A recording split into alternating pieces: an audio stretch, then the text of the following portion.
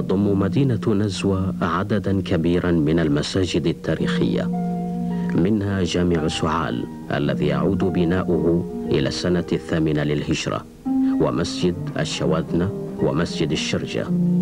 وتدل الكتابة والنقوش على محرابه أنه بني في عام 727 هجرية. وغير بعيد يقوم مسجد العيد الذي بناه الإمام مهنا بن جعفر، ومسجد الشرع بتنوف،